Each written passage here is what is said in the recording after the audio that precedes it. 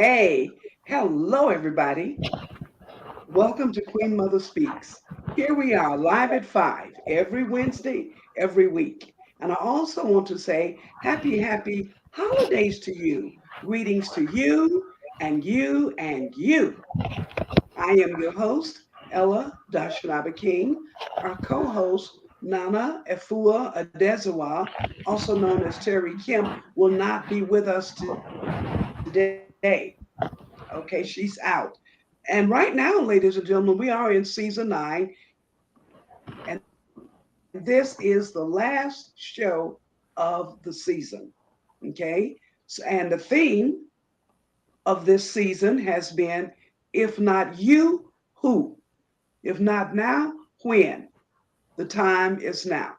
We invite you to hit that like button, that share button, and that comment button. We want to give shout outs right now to our viewing audience. We want to say hello to Simba, Maureen, Eric, Ogungo, Esther, Mathoni, Lydia, Thiga. All of these are in Kenya. Hello to Ambimbola, Lady Mo, Ursula, Michelle, Ernestine. Hi, Priestess Seishan, Carmen, and Tina, all from Atlanta, Georgia. Thank you for tuning in to the Queen Mother Speak Show today. Now, in studio today, let's show you who we have in studio today. Here is our studio guest for today. And I'm going to ask each one of them to tell you their name, where they're from, like what city, okay, that they're from, and what shout out do they want to give to a loved one or to a company or some person or something. So give a shout out. And that's those of you in Rakia studio. This is Murphy, your chance to say hello to the audience. Atlanta, Georgia. Welcome, peace and blessings. And the shout out goes to New Body Products in Compton, California, created by Dr. Paul Goss. Rest in peace. Okay. Next, Marie or Dr. Hello, I'm Marie Powell. I'm here right outside of Atlanta, Georgia. Um, I really, I don't even know who's up this early, but anyway, it's holiday season here. So I'm going to say a shout out to all my friends and family and anyone in the Atlanta area. Um, yeah, looking forward to this time together. All right. Thank you. Dr. Ari?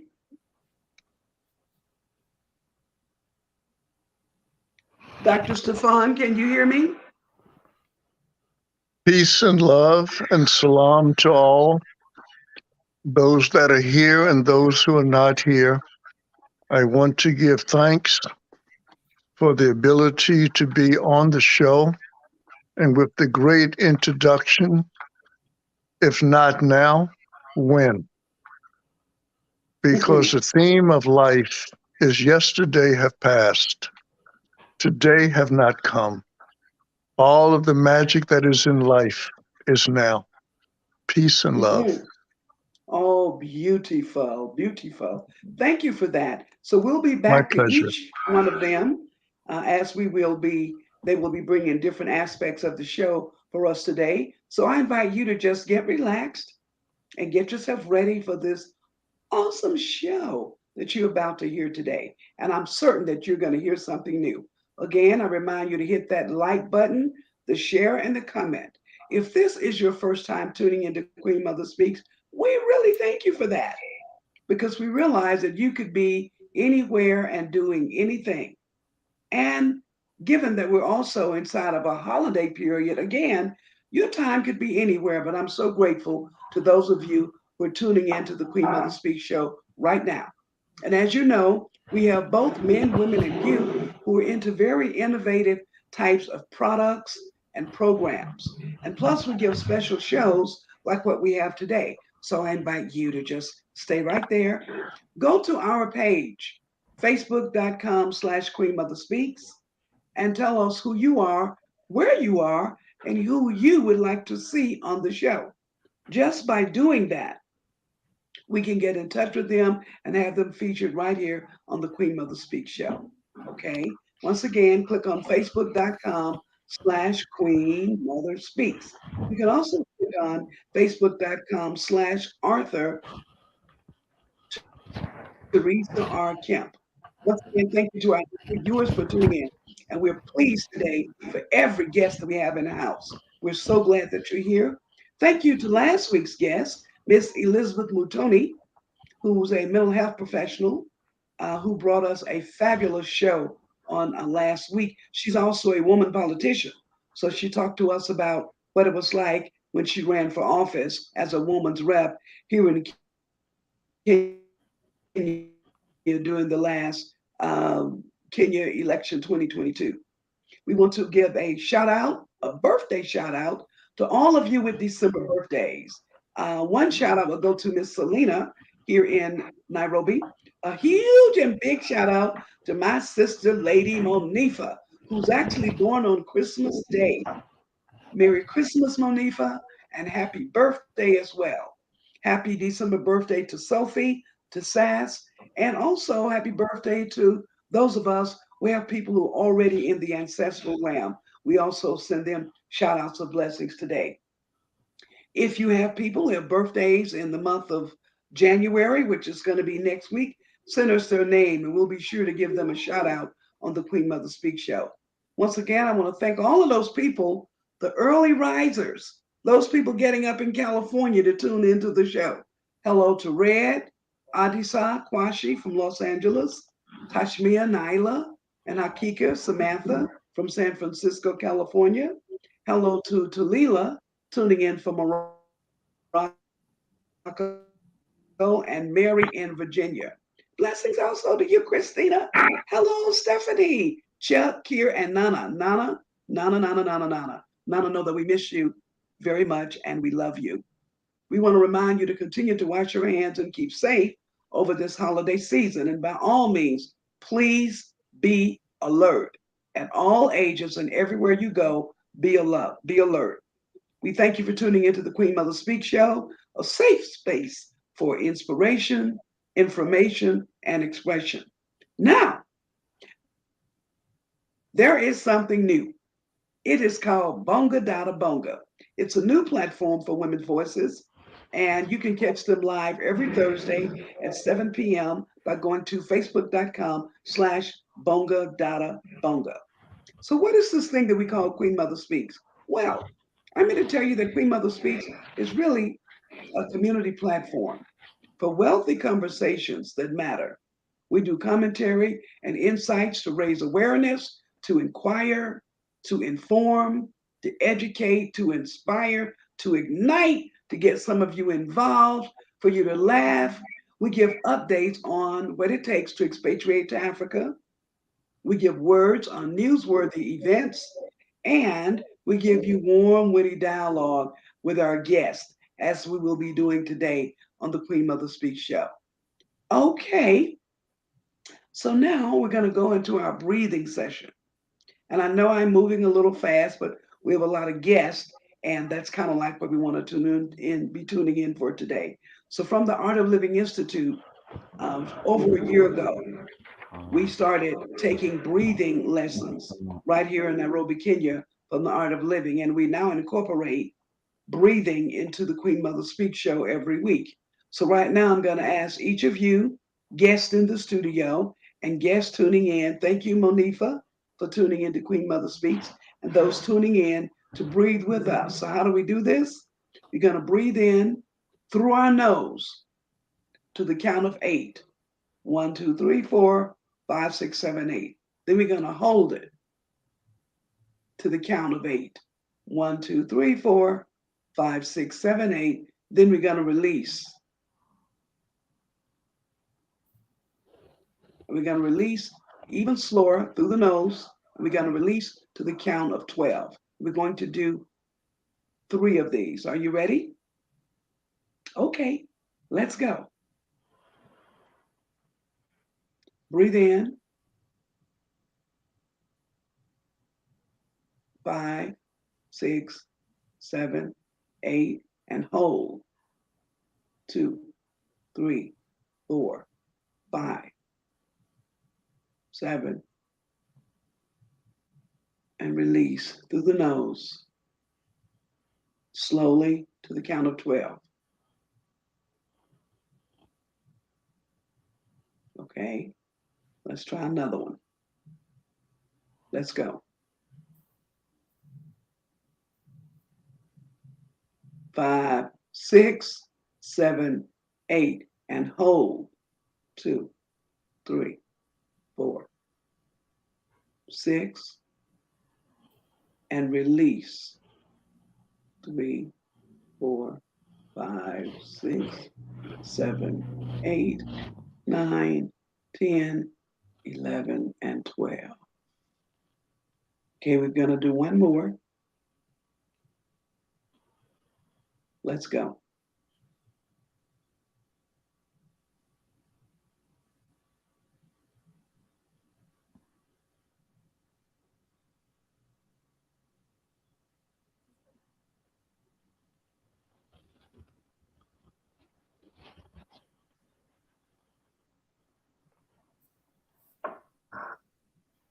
And release.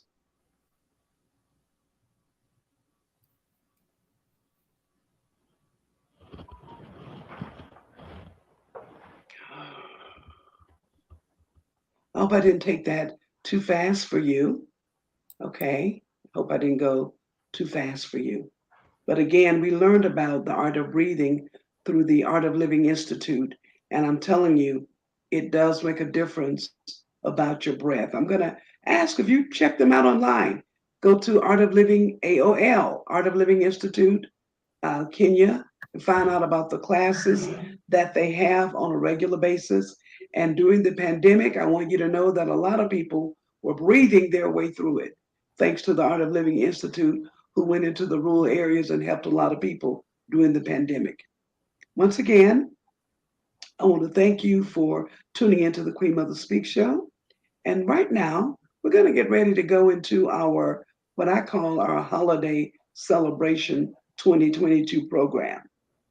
Okay, it is that time of year where we celebrate international holidays. And today, we're going to hear about 4 of these holidays, starting with Christmas by yours truly. We did have someone else to bring us the Christmas segment of the show, but they're not here at the moment. So I'm going to do the Christmas segment, and then we'll bring Rakaya in to say whatever she also would like to say about the Christmas holiday. Um, Dr. Stefan will be presenting on Ramadan. We have a video clip from Estelle for Hanukkah. And of course, Marie will speak to us about Kwanzaa. Thank you for those of you tuning into the Queen Mother Speak Show. We love you for being here. Okay, so Christmas. What is this thing called Christmas? It's an annual festival commemorating the birth of Jesus Christ. It is observed primarily on December 25th as a religious and cultural celebration among billions of people around the world. Christmas is about how Jesus came to give us love, hope, and joy. For 2 millennia, we've had people around the world who've been observing the practices and the traditions of Christmas, which are both religious and secular in nature. Christmas is a worldwide cultural and commercial phenomenon. Christmas embodies symbolism that's shared by many ancient customs.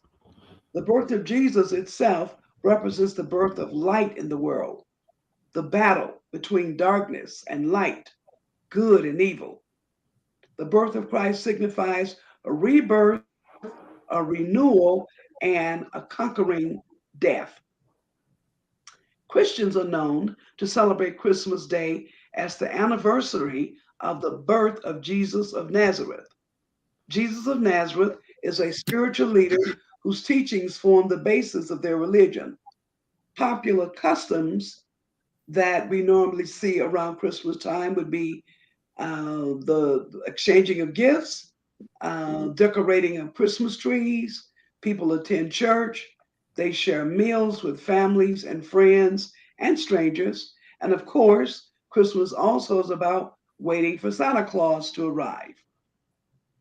December 25th, Christmas Day, has been a federal holiday in the United States since 1870.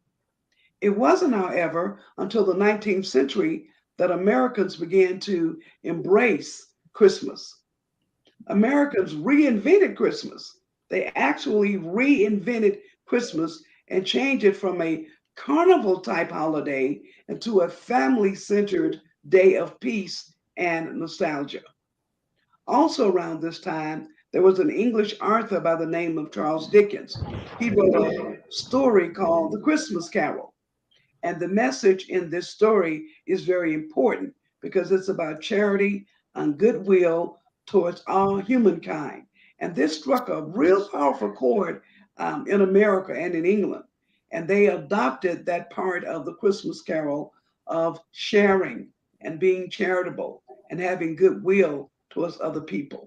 Okay, so this has been built into the Christmas holiday. The family along that time was also becoming less disciplined and more sensitive to the emotional needs of their children during the early 1800s. So, Christmas from that time provided the families with a day and a time where they could lavish attention upon their children and not appear like they were spoiling them. Okay, let's talk about Santa Claus. Santa Claus, well, the legend of Santa Claus traces back to a monk by the name of St. Nicholas, who was born in Turkey around 280 AD. St. Nicholas was a man who would go out into the countryside. Excuse me. He would go out into the countryside and he would start giving away his inherited wealth. Okay, this is just what Mr. St. Nicholas would do. And he would give away his wealth to the poor and the sick. And he became known as a protector of children and sailors. So St. Nick first entered into the American popular culture around the 18th century in New York. And this is when Dutch families would all gather together and they would honor the anniversary of the death of St. Nick. St. Nick, notice, is really a Dutch word for St. Nicholas or for Santa Claus, as they say it in their language, Santa Claus. And in the English version, it became Santa Claus. So that's actually where the name Santa Claus itself came from. So Americans, as you can see, have built a Christmas tradition all on their own that include pieces from many other customs, including, as we stated, decorating the tree, sending out holiday cards. But make no mistake about it, Christmas is really about Jesus, and Jesus is the reason for the season. And as we all know, it's become very commercialized. Rakaya, would you like to speak on that?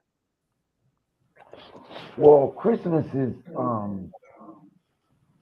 really about celebrating the birth of Christ and uh, being goodwill towards mankind, peace on earth, love, joy.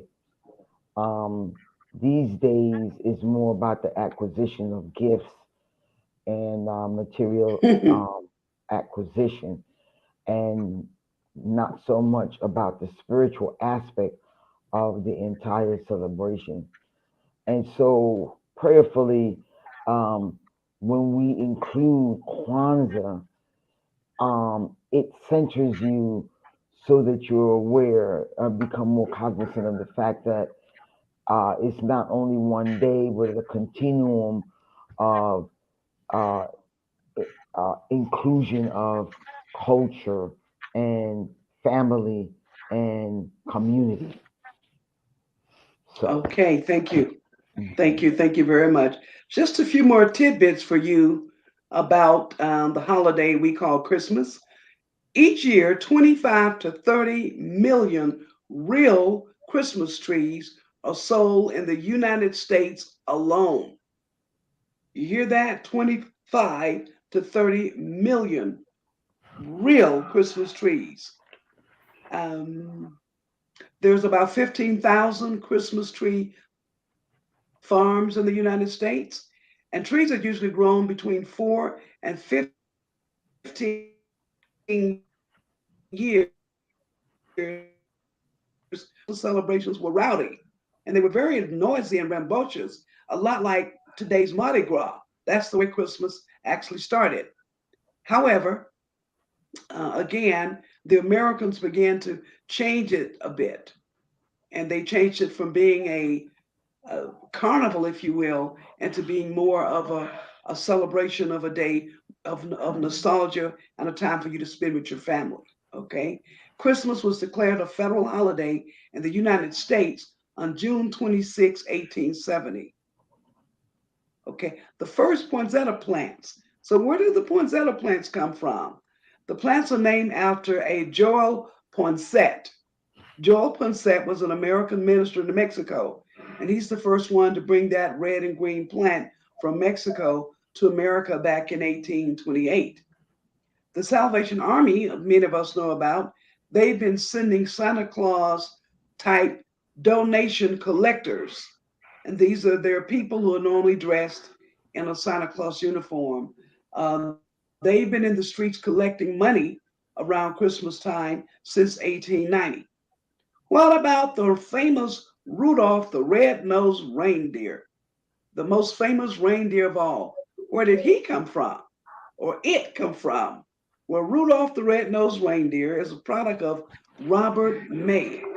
Robert May was a copywriter, and he wrote a poem back in 1939 about reindeers to help lure customers, literally, to come into the Montgomery Ward department store.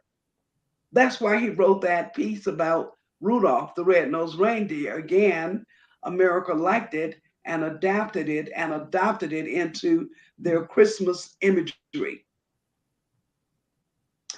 Construction workers started the Rockefeller Center Christmas tree, and I'm sure you all have heard about that or know about that. Some of you may have even seen it. The Rockefeller Christmas tree has been going up as a tradition since 1931. So that's what we have to tell you about Christmas. And if I were to take a moment and talk about what's common between some of these holidays, I will say to you that the Christmas holiday and the Hanukkah holiday both deal with lights. I would also say to you that the Christmas holiday and the Hanukkah holiday are also about giving of gifts. Okay, those are two things that are, because we ask what's common or what do these holidays have in common? They have in common the gift giving, and well, then they also have in common that Christmas is for one day. Okay, but another difference is that Kwanzaa is for 7 days and Hanukkah is for 8 days. We'll talk about some of the variations and differences of these holidays again, but I'd like to bring our next speaker in right now. And I'm going to bring in right now Dr. Stefan. As I'm bringing him up, I want to tell you a little bit about who he is. I just met him this past year through a friend in California, a very dear friend in California. Out of his studious nature, he read the Hawaiian doctor's book. And we're going to ask him which book that was. I wonder if it was Net Zero. However, once he read that book, he himself got initiated into natural medicine. Dr. Stefan is a chiropractor and he treats his patients through Mother Nature's wisdom. Did you hear that? He treats his patients through Mother Nature's wisdom. He actually goes on to say that nature can heal itself. He investigates his patients' thinking patterns. He look at their nutrition, their sleeping patterns, and best of all, touches the alien parts for alignment. He has won many awards, with the most outstanding proclamation being him being he's known in the world as the doctor with mystical hands. the doctor with mystical hands. So many people are making their way to see Dr. Stefan. Okay. He says he was born a Muslim, though his parents never mentioned anything about the Islamic faith. His studious nature got the better part of him, so he studied by himself to grow up in his Islamic faith. And today, he upholds all the tenets of the Islamic faith, and above all, he keeps a pure heart that shall meet his maker, Allah. All right. Thank you, Dr. Stefan, for being one of those early risers to be on the Queen Mother Speak show. We're very happy that you're here. And we're going to turn the floor over to you. You can talk to us about Ramadan or whatever you have in your heart for us this beautiful day. Dr. Stefan. Good, beautiful morning. I thank you one and all. I want to make one correction that I trained with Dr. F.G. Bracey, a very famous chiropractor in Detroit, Michigan. Okay. Dr. Bracey was one of the few chiropractors in the United States that received 2 degrees, Master of Chiropractor and Doctor of Chiropractor. He was from Mobile, Alabama, and his family came in on the last slave ship. They couldn't send them back to Africa. So that's how Mobile, Alabama was built, and they became a free people. Mm-hmm. Okay. What do you want to tell us about Ramadan?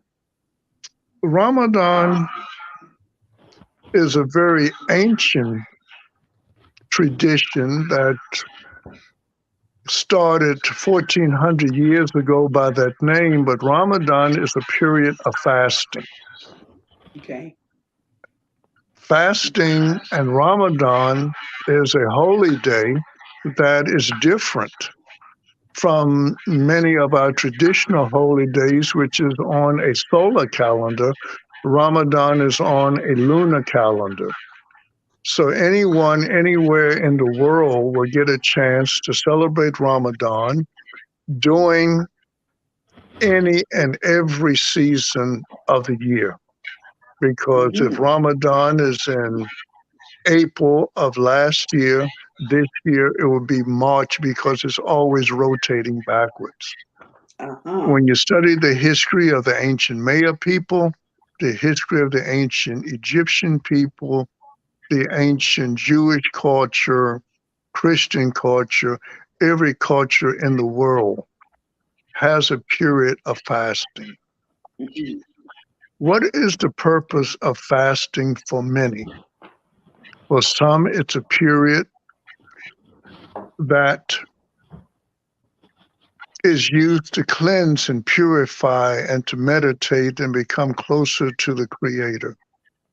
For others, it's a period of emotional, spiritual, and physical cleansing. Many people who have high blood pressure, diabetes, and other conditions, during this fasting period, they don't have to take their medication in many cases. And many cases, it is a time of discipline wherein they find that through fasting, that they can limit certain things out of their life that overworks the body and cause many diseases. I'm going to pause here for anyone that have a question.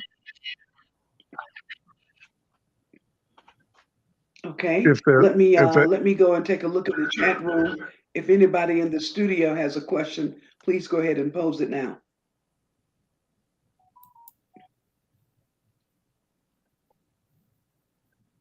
If there's no questions or comments.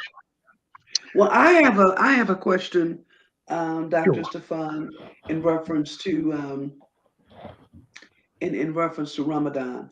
And the first question that I want to ask is, are children allowed to be a part of the Ramadan? Because if I understand it, the Ramadan fasting is not just once a quarter. it's more regular, that people are actually fasting on a more regular basis. So does that include children as well? Very good question, and I thank you so much for it. The whole family participates in Ramadan. There is no compulsion for a child that's under 7 years old. It is voluntarily. After 7 years old, you try to encourage a child to fast. Fasting is done on a weekly basis by many, and that is every Monday and every Thursday. And many people fast on the three light moon days. That's the 13th, 14th, and 15th of every month. Fasting is a discipline, it is a form of purification, and it is a form and a time for you to eagerly share with your neighbors, whether they're Muslim or non Muslim, Christian, Jew, it doesn't matter, to break fast with them and share in a celebration and talk about the beauty of charity and the beauty of giving. Dr. Mm. Stefan, could you explain what entails the fasting, uh, the time frame in terms of sunrise to sunset, and what it means to fast? Fasting starts with a very light meal called sahur, and it is done about an hour or so before the sunrise.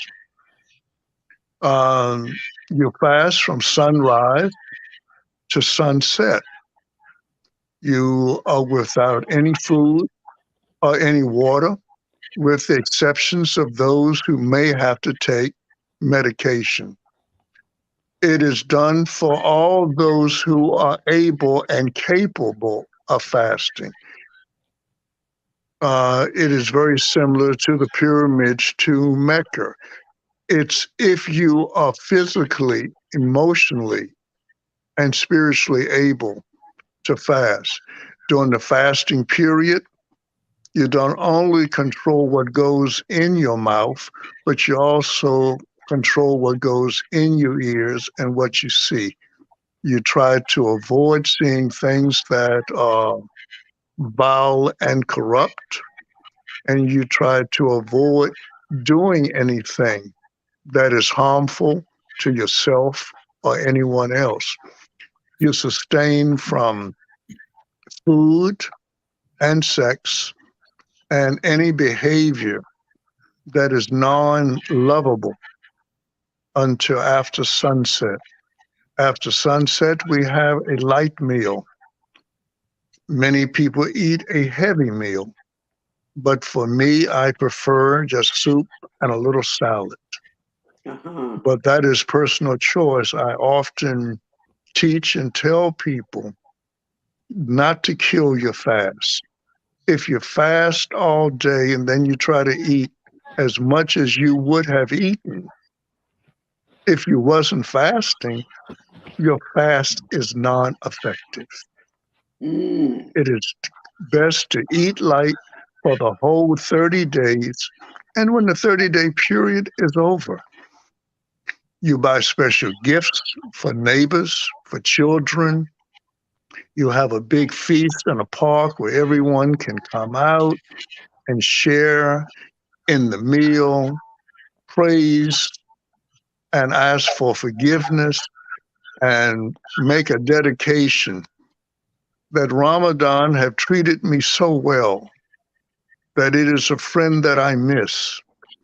I will vow to try to fast 1 day, 2 days every week, or 3 days every month during the full moon season. Hmm. Very good. Very good. Very good. So I just heard that gifts is also one of the things that's done at the end, as he's stating, of Ramadan. So that is one of the things that both Christmas, Hanukkah, and Ramadan have in common is the giving of gifts. Yeah, because a lot of people have been asking me, well, what do they have in common? And Dr. Stefan just reminded us that in Ramadan they also give gifts, and we know that that's part of the tradition in Hanukkah as well as in Christmas. And we're going to find out what happens with Kwanzaa in a moment when we get ready to go to Kwanzaa. Now, Miss Estelle Strizak, who's going to talk to us today about Hanukkah, pre-taped her part of the presentation, and I'm ready to play it now. I trust and hope that we can get it up on the screen for you. I see it right here. Let's see if we can make it real also for you. Okay, let me know if you can see it. Okay, here we go. We're going to play it right now.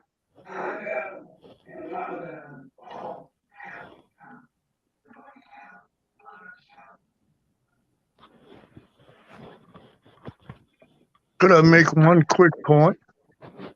Yes, let me put this on hold. Yes. Ramadan as Kwanzaa is a celebration of a certain principle, such as love, peace. Each person tries to practice or emphasize a certain principle of mercy, kindness, and forgiving. Instead of it being done 7 days, it is done 365 days out of the year. Wow. Wow, that's powerful.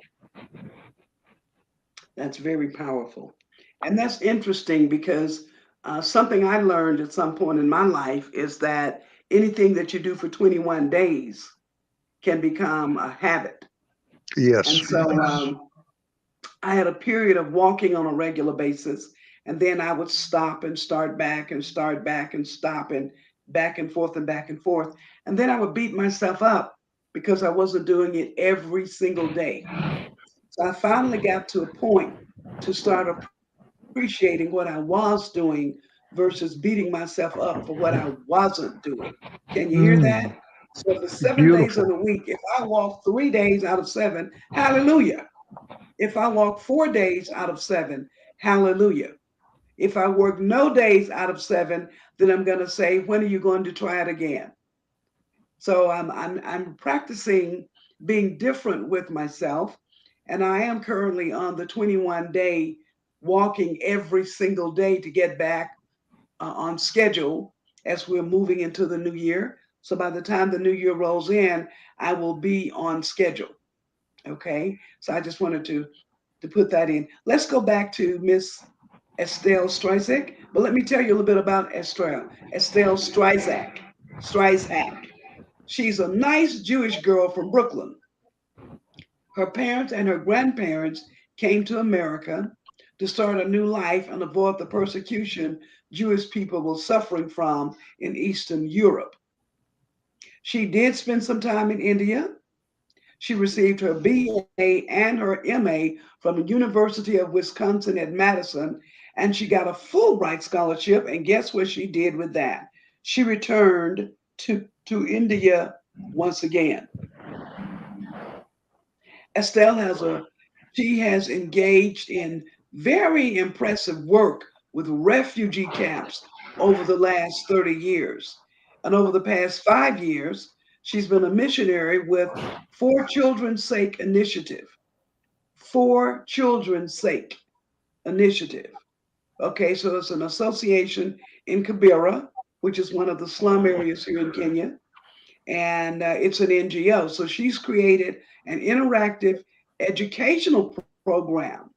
So, unlike the normal method of memorizing content for your exams, hers is an interactive, uh, very unique program. And we'll have her on the show to tell us about that at another time. But today, let's hear what Mrs. Stell has to say about Hanukkah.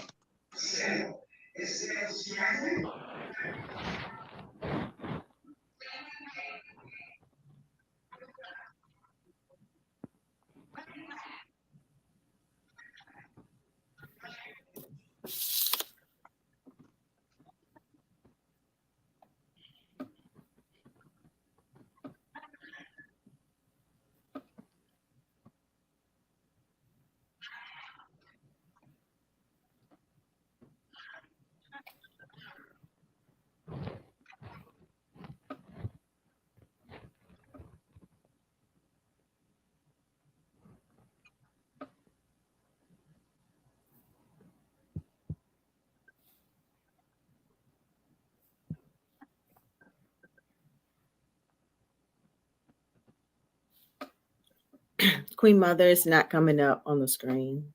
Can you hear it? Mm-mm. Can you hear it? No, Oh, you don't hear it either? I don't. Okay. Not Well, if you don't hear it, then let not me turn it seeing or off. hearing it. Right. Okay. Okay.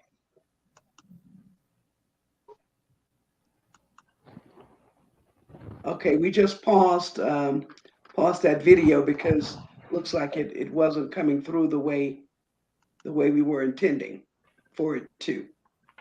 But I'll just take a moment and say a little bit about Hanukkah. It's a Hebrew word and it means dedication. It's a Hebrew word that means dedication. And this holiday commemorates the rededication of the Holy Temple in Jerusalem. So, how is it celebrated?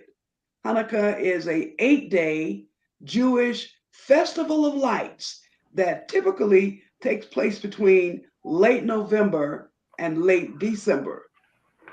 Jews celebrate Hanukkah by lighting the menorah. They play the game of dry dale and they eat special holiday foods. Okay? Hanukkah is not just some kind of Jewish Christmas. No, not at all. The holiday commemorates again the rededication of the Second Temple of Jerusalem, where Jews reclaimed the temple after a revolt. There was a 1 day supply of oil in the temple to light the menorah, but somehow that supply of oil, which was only for 1 day, wound up lasting for 8 days. That one supply of oil wound up lasting for 8 days. So they call that the miracle of Hanukkah, that the oil that was only enough for 1 day actually lasted for a total of 8 days. Okay, so this is known as the miracle of light. So if I were to talk about what are some of the things common between Hanukkah, if you will, and Christmas and Ramadan, they all get into gift giving, all three of them. That's one of the things that all three of these holidays have in common.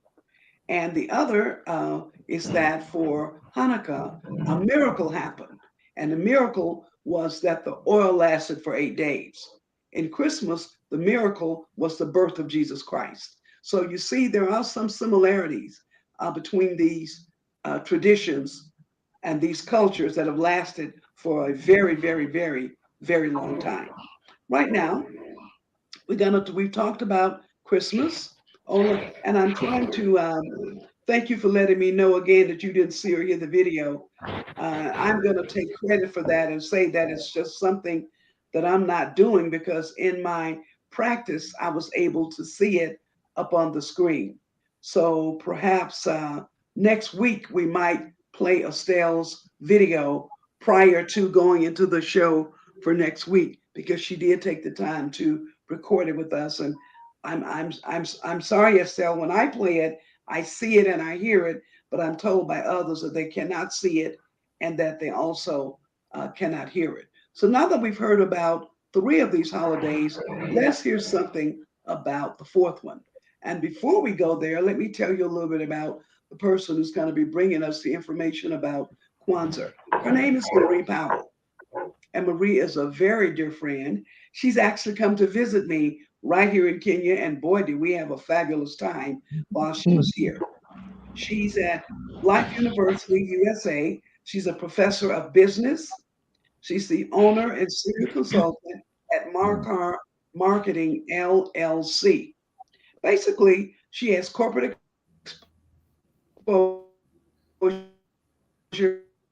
in the apparel marketing, product development, and merchandising for over 30 some years. How about that? Okay. And one of her popular workshops will give you the muscle to build an income through engaging in social media marketing. She actually gave that workshop while she was here in Kenya, and that's one of the hot classes that she teaches at Life University. Hopefully, during the 2023 year, she will come onto the Queen Mother Speaks and do a workshop for us about how to get the best, how to build muscle in social media, because many of us are using it, but we really don't know all of the benefits of it, of some things that we should do, or some things that we should not do. To talk to us about a holiday called Kwanzaa. Now, Kwanzaa has not been around as long as Christmas or Hanukkah or Ramadan. In fact, it's fairly new, but she's going to tell us a little bit about it. Marie? Welcome. Thank you. Thank you. Dash and Abba and I have known each other. Queen Mother have quite some time. We taught together in Sunday school at Hillside, and I taught there for about 32 years. I taught at Wow. Hillside. So I went to church there 32 years. I taught 23 years. So it was a pretty long time. But yeah, it was a great experience. And we used to celebrate all the time Kwanzaa with our children. We wanted our children to be aware of their heritage. And this was one part of their heritage that we wanted them to be familiar with, because it was a very sacred time for our children to learn about it. And so Kwanzaa is actually celebrated the day after of what we call Christmas on the 25th. It starts on the 26th and it ends on January 1st. It's a 7-day celebration, and it's built around African roots and observed by all faith backgrounds, since it's not really tied to a religion. Instead, the African and Pan-African holiday is really anchored around the 7 principles known as Guzo Saba. The Nguzu Saba. Nguzo Saba. I went through the It's learning okay. this last It's night, okay. saying it correctly. Kwanzaa offers a new dialogue on Black culture. It is about positive contributions to the world and not just the negative stigma of our race. So it's been very accepted in the U.S. In fact, not so much commercialized. It has been commercialized to a point, but it's still hold very sacred amongst the African American and Black culture here in the U.S., as well as in other countries. Um, Kwanzaa means first fruits. So first fruits is a Swahili phrase, Mutanda ya Kwanzaa, or the first fruits, referring to the agricultural harvests and festivals that are found throughout Africa. And one of the things that came to mind when I thought about that, I was like, why do we look for from the agricultural standpoint? Because that's life. Food is life. Food is part of the earth. The earth nourishes us. If it's used properly, it causes us to survive longer, which was spoken about with Dr. Stefan, and how that's important. And I think we're going to hear a little more about that. But eating plants and eating food that comes naturally from the earth should be celebrated because it is part of our life. The holiday originated to affirm and restore our heritage and culture. It was born out of the Black Power movement of the 1960s and founded in 1966 in the United States by an activist and educator, Dr. Karenga.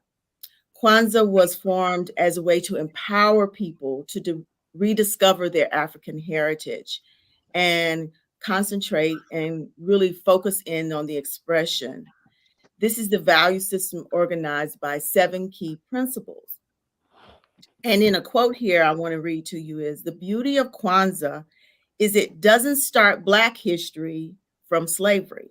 It actually starts us as inventors. We are inventors of civilization, people who first broke from the animal world, spoke the first human truths, wrote the first basic text of human knowledge. So we as a people are the beginning, and we celebrate the beginning. We don't celebrate what happened later in our history. We celebrate our beginning and the nature of who we are. Kwanzaa is steeped in tradition. The concepts and symbols derive from tradition and practices found throughout Africa and African diaspora. The language used is Kiswahili, the common tongue of the Great Lake region of East Africa, and one of the most widely spoken languages in Africa. The primary symbols are the seven candles, and I'm going to not say this word right, but I know, Raquel, you'll help me. Mashuma Saba, which represents seven principles. Nguza Saba. Well, this one's not Nguza. This is Mushama, which is the seven candles. Saba, which represents the seven principles. And the candle holder is the Kanara. Now, that's the interesting point.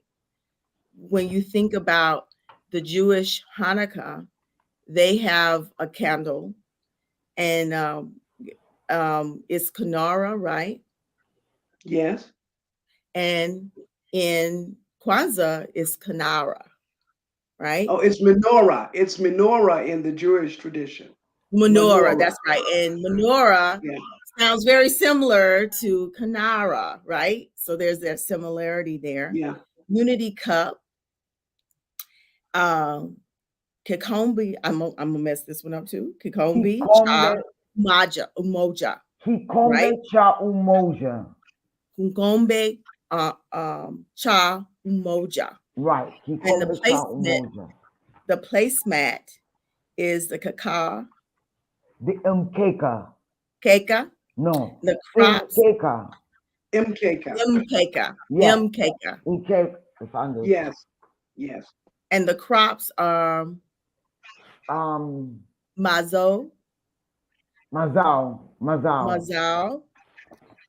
which is corn, which reminds you of the word maize, which the Indians call corn, maize.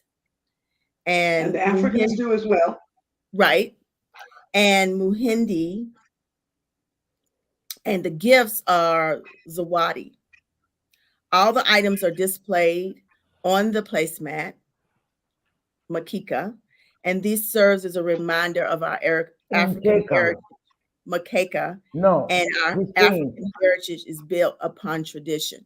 So as I really mess up the words, I want you all to, I want you to understand that I was practicing last night, so I have not mastered the words. It's okay. But I do understand the symbolism, understand what it's offering to us, to cherish what comes from the earth and cherish it because it gives us life. And this process of laying this out and having this symbolized for these 7 days is very important for us to understand. And I remember when we were teaching this at Hillside, when we had the children learn to put this together and practice the principles, it was important for them to understand what is important in our lives, not the things that they get for Christmas or not the materialistic things, but what brings us life every day. The Kwanzaa candle colors are black, red, and green. The key custom during Kwanzaa is to daily light one of the candles. Day one is the black candle. It's also known as the unity candle. And on the second day, the red candle on the immediate right of the unity candle is burned. And day three, the green candle on the immediate left of the unity candle is lit. And then the candles continue to be alternated until we reach the 7 days. Black, red, and green are the colors of the African American people, originally given to us by Marcus Garvey, a civil rights activist and leader of the Pan-Africanism movement, which aimed to unite people of African descent globally. When observing Kwanzaa, the black candle symbolizes the people themselves. The 3 red candles are the struggle and the bloodshed in the past. And the 3 green candles represent the earth and the abundance of possibilities the future holds.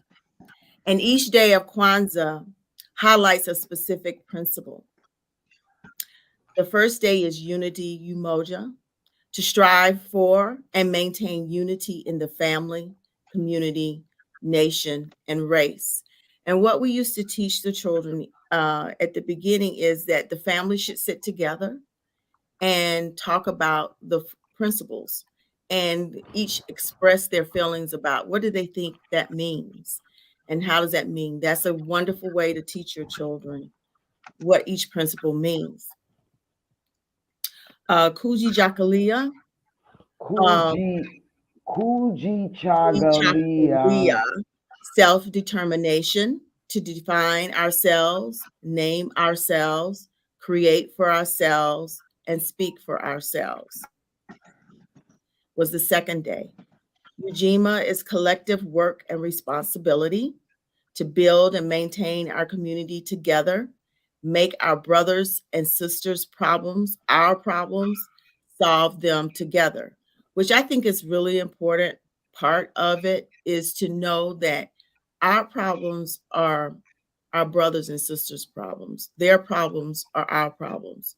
That's when we can become more of a unit or work as a whole, is because we understand each other's struggle, we understand each other's joy, we're there for their in their pain, but we're also in there for their celebration.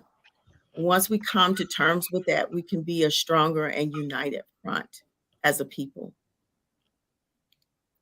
Ujamaa cooperative economics, to Excuse build and me, make Ujamaa. Whenever you Ujamaa, see, sorry, yeah, let me just say, whenever Ujamaa, you see two A's on the end, that means yes, you elongate whatever it is you're saying. Ujamaa. Ujamaa, cooperative Yeah. economics, to build and maintain our own stores, shops, and other businesses to profit for them together. I think this is a very important one too. At one point in my life, I owned my own business with some partners.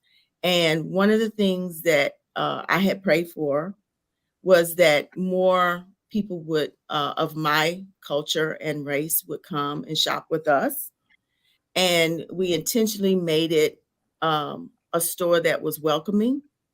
And it meant a lot to us when our people came and shopped with us, because it meant we were supporting our community. So that becomes an important part of what we do. So whatever business that you have, that or business that you participate in, always consider your culture first, your race first.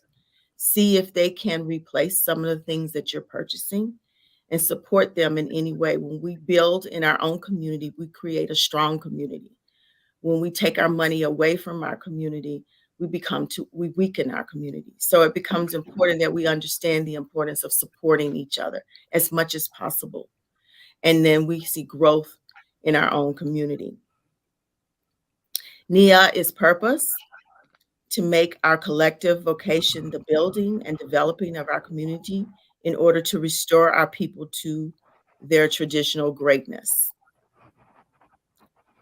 Koumba, creativity, to do always as much as we can in the way we can in order to leave our community more beautiful and beneficial than we inherited it. I teach a course in social change, and that's one of the areas I focus in on, is teaching our own people, but other people, about taking care of what God has given us and making sure that we leave our community in a healthy state, in a beautiful state. When we see beauty around us, we appreciate, we love, and we take care of that. So beauty is a very important thing in our community, making sure we take care of the environment, because our footprint on the environment makes a huge difference. So we want our footprint to be light. We want it to be caring and concerned. And especially in our own community, we want to make sure we take care. Imani, the last, faith, to believe with all our heart in our people, our parents, our teachers, our leaders, and the righteousness and the victory of our struggle. The big example here for me is that faith is what drives all of this. Having faith that we can and we will do this is one of the important parts. And education through Kwanzaa is very important. I grew up on it. My children grew up on it, and I try to instill that in the youth and the adults as we go through each day. So these And the 7 principles are grandchildren. important, and the grandchildren, yeah, and making sure that they appreciate, because once you instill something, you were talking about the 21 days. If you just instill these principles, that's 3 times. 7 times 3 is 21. If you can instill these in your life, you can make a difference for your own life and for others. Education is real. It helps drive us to a better life and a better world and a more loving world. So I thank you for all. Habaragani, All right. Ujima. Ujima, Ujima. Ujima. which is today the 3rd principle. Habaragani means what's the word? And here we go. And at Thank the you so end, much. at the end Thank of you every so very Kwanzaa much. celebration, we say Harambe 7 times. 7 times, yes. Let's pull together. The Right, beauty of what I'm enjoying now, the fruits of my labor, is that this Kwanzaa, both my daughters set up the Christmas tree and the Kwanzaa uh, table, and I thought that was really, really beautiful because we have always incorporated both. We did right. not want to deny people's spirituality for Christmas and the ability to also incorporate the cultural celebration of Kwanzaa. And so it's all possible. It's Yes, just a matter of, like the sister has stated, education and the intentions. right. And Your intentions. Yes, particularly Kwanzaa is critical these days because the children need something, yes, something to believe in, something to look forward to, and something to Yes. learn. Because in right. Kwanzaa, the children has to learn something about their culture, something about their parents, their ancestors, and they have to produce it on Imani in order to earn their Zawadi, their gift. Right. So it's a give and take, but it's more of a passing down of a legacy to our children so that they will always know and understand that they have something too.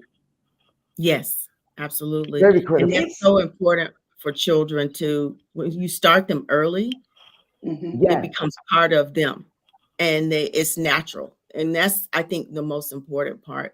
Even for us as adult, if we practice it 21 days, just understanding what Mhm. it can be for our lives, we become embedded in it. We become And intentional so and there's no struggle. There's no no struggle struggle. It's just because natural. it's a Yes, continuum. yes, It's a absolutely. continuum. It flows. Yes. Mhm. Well, thank you, and thank you, and thank you to each one of you on the show today. And I really think it's important that we continue to have shows like this where we talk about these traditional cultural holidays that have been around and explain what they mean and what they mean in each of the various cultures and why. I will say that I learned about Kwanzaa through my big sister, the late Queen Empress Kweke. I learned about it through her. And in our family, we all took on African names.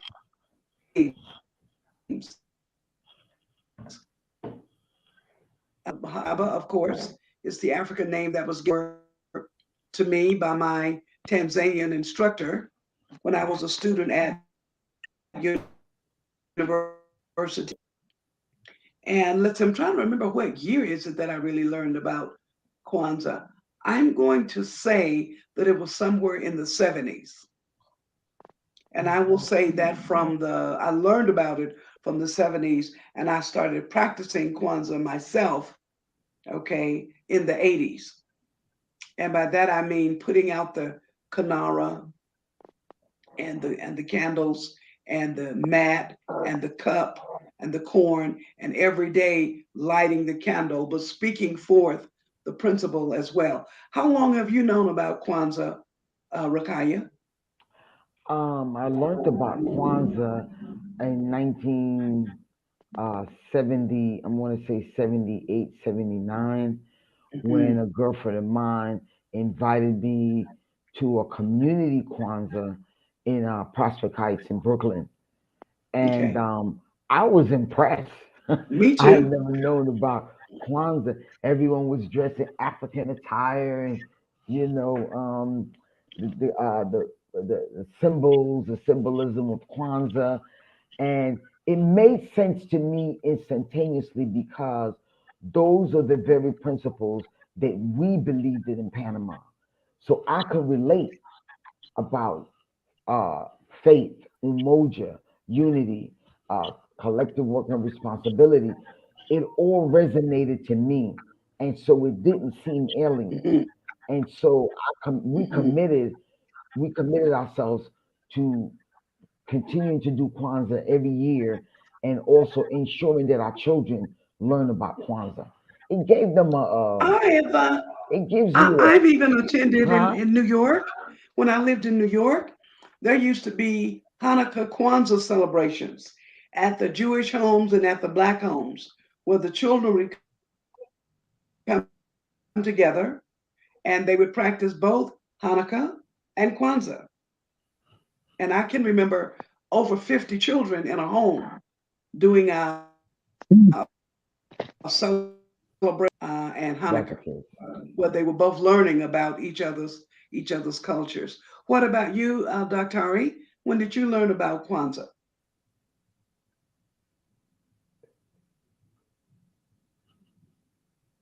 Can you hear me, Dr. Dr. Stefan, Stefan? I learned about Kwanzaa and was invited to a Kwanzaa party, I think, back in the 70s in New York. And then when I moved to Los Angeles, one of my neighbors would have a Kwanzaa party every year during this time of year. But I was very impressed that it was a period that they took out to practice some of the spiritual principles that are very ancient in all of history of all cultures and religion. Mhm. hmm Mhm. Very yeah, good, very good. yeah.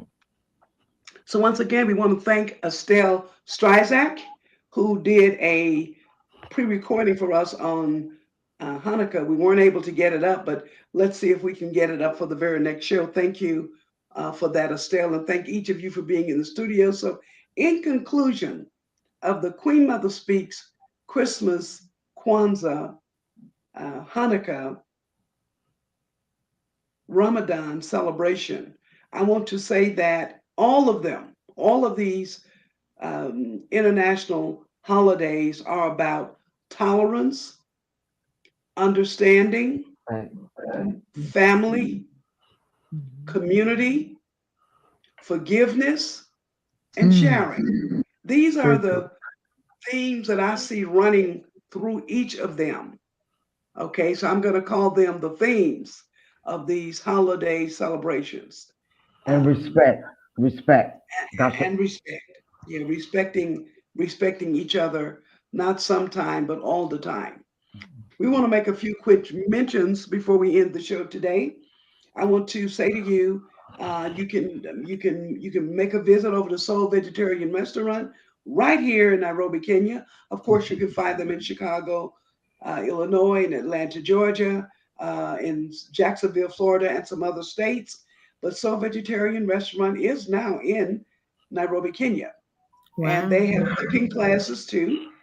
Okay, and that started with Queen Mother, where I would invite a dozen people to the restaurant at a special price, and they would cook various things for us, but teaching us and showing us how to cook more healthy foods. So you can reach them at 0742 654 810. Lucille's Kitchen. Lucille's Kitchen. If it's sweets that you want to eat, you want to try Lucille's Kitchen. You can reach them and place your order at 0732 567 327. 0732 567 327. And for those of you living in Nairobi, Kenya, I want you to know that Lucille's has the sweet potato pie that make you slap your mouth and other things. But give her a call. If you miss Coach Rakaya on Queen Mother Speaks, you can catch her tomorrow on Bonga New York Time. So you would click on facebook.com/bonga.abonga. And she will be there tomorrow. She's our health and wellness coach. And she has another topic that she'll be speaking on tomorrow on the Bonga show at 7 p.m. Miss Aisha Tafala, who is Kenya's blood ambassador, wants to remind each of you to remember to please go and donate blood because you never know when the person needing blood just might be you. Tune in next week, January 4, for our New Year's celebrations. You can reach Queen Mother Speaks every Wednesday, every week, live at 5 p.m. Kenya, East Africa time, and 9 a.m. New York time.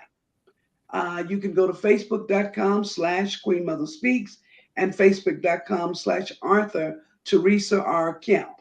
Just make sure that you know the time in your area so you can tune in at the right time. On next week's show, which will be the first show in the new year, we will have a pouring of libations and we will honor our ancestors and we will also be speaking to New Year's resolutions. So I'm inviting each of you can come into the studio for a few minutes and give us and tell us what your resolution is. You can come in and go out, come in and go out. You don't have to stay for the entire show, but we want to hear what are you resoluting for into the year for yourself? And what ancestors do you want to call upon to help you as we step into this brand new year? We want to thank the Wilburn sisters for our Wakanda crowns. Today I'm just wearing a scarf that I've tied, but most of my crowns have been made for me, designed for me. Treasures and Boutique, you'll learn more about that in the new year. Our fashions, the outfits that we wear, are Ghana designers, also from the USA and Kenya. Our inspirational verse is from Hillside Chapel and Truth Center. We did not read it today because we wanted to spend more time talking about these international holidays. Our Living Abroad flyer is by permission from Payapa Arts Center. I am your host, Ella Dashanaba King, also known as Queen Mother. Our co-host is Nana Afua Adezawa, also known as Terry Kemp. We have the Talila Report with Miss Elizabeth Myers. We have the Sankofa Elders with Professors Al Gaskins and Dr. Willie Butler. The Youth in Africa organization brings us young African entrepreneurs so you'll know what are the youth in Africa doing. Art of Living is expert facilitators who come on and give us breathing exercises from time to time. Our studio guest today, Miss Estelle Stryzak, who we didn't get the video up, but she's still with us today, Marie Powell, Dr. Stefan Balabay, and yes, Coach Rakaya, and yes, you, and you for tuning in. Thank you to Stephanie. Thank you to Christine. Thank you to Lady Mo. Thank you, High Priestess Seyshat. Thank you to Leela for tuning in all the way from Morocco. Thank you for the people in San Francisco, also along with Dr. Stefan, who have to get up at 7 a.m. to see the Queen Mother Speak show. Let's end the show the way we always do, which is sending a kiss into the world, because we believe that love is the most powerful force in the universe. So what we do now, we're going to give that love. We're going to throw out a kiss with our left hand, then a kiss with our right hand, then a kiss with both hands. And we're going to do this together. Are we ready? Starting with the left hand. Here we go. Everybody put your left hand up. All right, here we go. Throw it out. Yeah, give it away. Now the right hand. Come on, Dr. Stefan.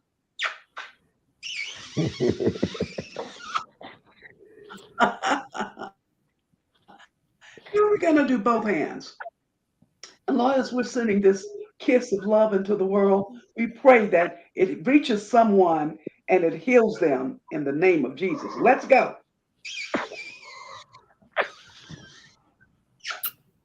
Yes.